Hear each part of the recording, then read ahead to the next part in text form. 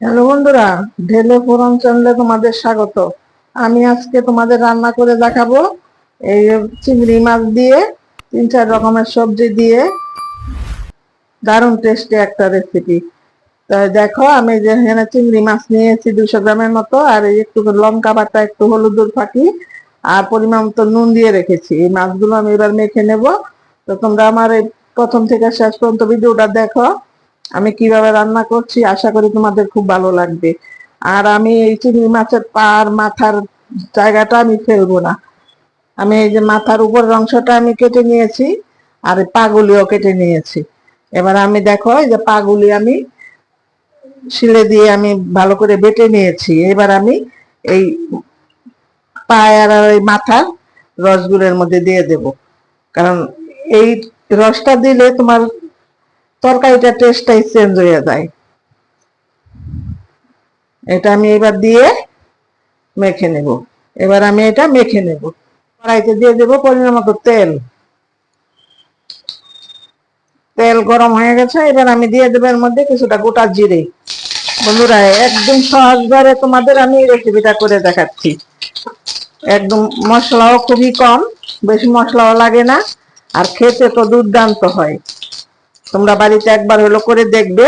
আর যদি আমার এই আজকের রেসিপি তোমাদের ভালো লাগে, আমার চ্যানেলটা সাবস্ক্রাইব করে আমার পাশে থাকবে।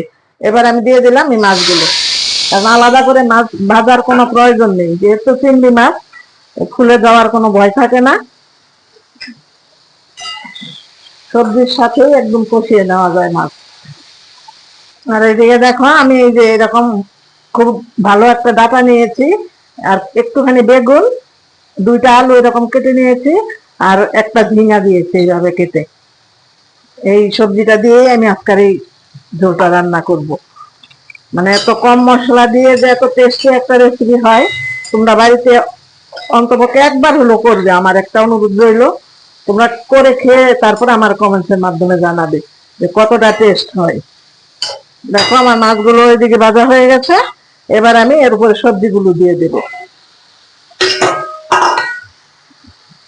ডাটাটা যত ভালো নেবে, তরকারির টেস্টটা কিন্তু অনেক বেড়ে যাবে। আমি দিয়ে দেব পরিমাণ মতো হলুদ, আর দেব পরিমাণ মতো নুন দিয়ে আমি এটা ভালো করে এবার কষিয়ে নেব। আর বন্ধুরা আমার, দেখো কি কি মশলা লাগছে। এখানে আমি 8-10টা কাঁচা লঙ্কা বেটে নিয়েছি, আর এখানে ছোট একটা পেঁয়াজ আর 1 টেবিল চামচ জিরে আমি বেটে নিয়েছি। এটা আমি দিয়ে দেব। দিয়ে এবার আমি খুব ভালো করে কষিয়ে নেব। মানে দেখো, এখানে কিছুটা চিংড়ি মাছের ডিম আমি ধুয়ে নিয়েছি। কয়েকটা মাছের মধ্যে ডিম হয়েছিল, সেই ডিমগুলি জলের মধ্যে যখন মানে খুলে গেছে, তখন আমি জলটা ভালো করে ছেঁকে ছেঁকে তারপর আমি ডিমটা নিয়েছি।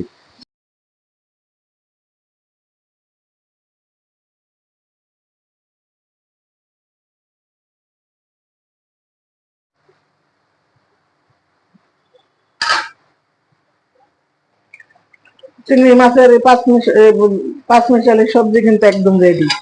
আর এত সুন্দর একটা ঘ্রাণ বেরিয়েছে,